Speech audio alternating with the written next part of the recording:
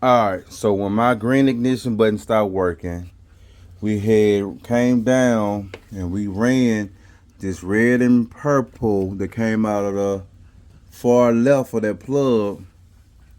Got that ran, and it should be this one. Yeah, that one. And I put an inline fuse on it, but it comes up and it goes directly straight power to the green button. Straight power. Then on the purple, come on now, purple wire, we have a wire ran, and it's gonna be this wire. It goes up, and it's gonna be directly to this red and yellow wire.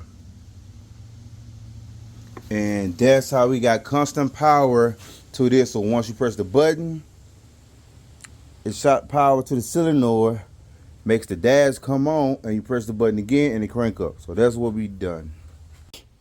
All right. So I was wondering why I wasn't cranking up. So boom, hot, yeah, hot, not hot, and that's why my inline fuse was there. So I was wondering why I couldn't crank my bike up because mine's shorting out. So come, hold, try to do this one hand. That gauge right here, you have to go with a 14 gauge, thick as this, to come from the solenoid. So now it should be hot all the way through. Hot.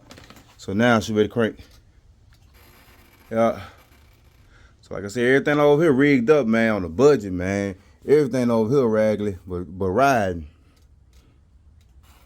Hold it. There go the pump. Man, it ain't even strong enough. And you got to twist that. That sucker got to be a good connection too. All right.